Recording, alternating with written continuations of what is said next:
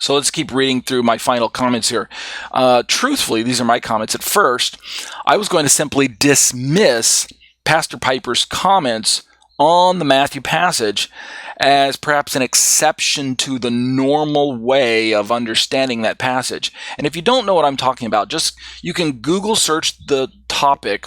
You can either use the verse reference, Matthew 9:14 through 17, or you can Google search the term parable of new wineskins or parable of unshrunk cloth or something like that, one of those terms.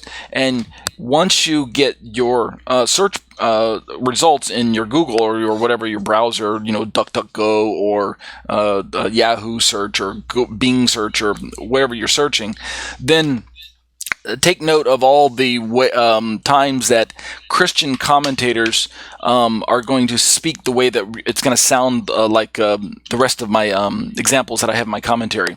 So, indeed, if you can have a conversation with your own local pastor, or even some Messianic rabbis are into this idea that Judaism had run its course by this time. So, you'd be surprised how many times that it's going to be explained the way that it's going to sound in my own commentary as well.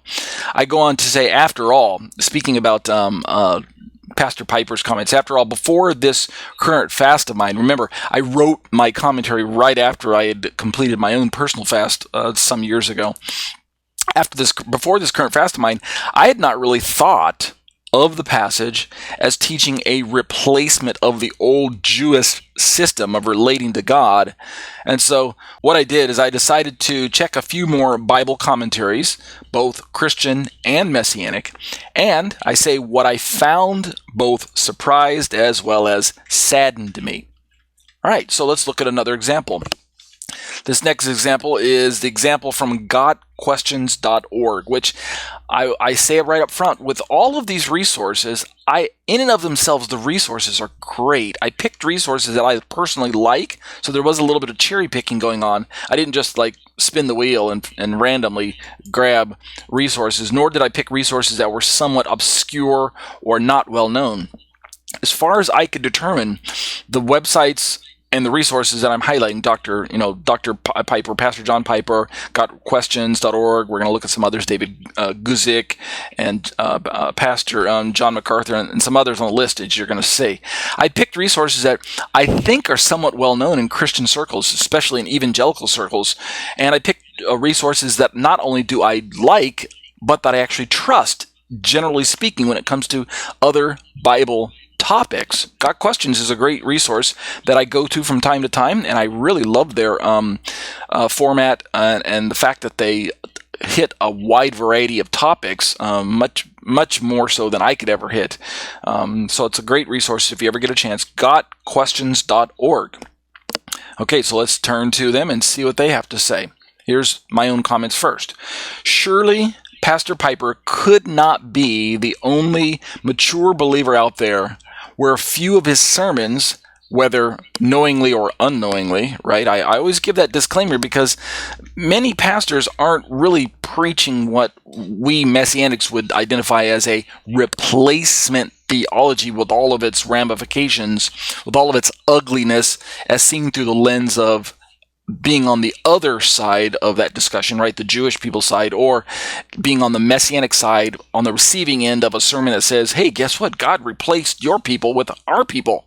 Right? That doesn't land very pleasantly on the ears of Jewish people, whether you're a believer or unbeliever, and it doesn't land very receivedly on this, friendly, very well received on the side of many Messianics who are really returning to a Hebraically oriented lifestyle. But many pastors aren't really aware of the narration, of the dialogue, of the narrative that they're talking. Because they're kind of insensitive to the concept of the idea of replacing Judaism with Christianity, part and parcel, where the Torah of Moses is out, the law of Moses, the law of Christ is in, Israel's out, the church is in, all of that stuff. Many evangelical pastors or even Catholic or Orthodox believers who maybe adhere to this idea of replacement theology, supersessionism, dispensationalism, things like, or fulfillment theology, whatever name it goes by, many of them aren't out to openly offend Jewish people. They're simply, they'll usually say something along the lines of, well, the Bible has this built-in fulfillment idea anyway, right? God had always planned to bring Israel's purposes to a fullness, and Christianity is that fullness. Jesus was always going to fulfill the law. Moses had its kind of, as Dr. Walter Kaiser puts it, a built-in obsolescence. Right? It always had its limits, and people are going to turn to Paul in Galatians where he talks about the law was given until.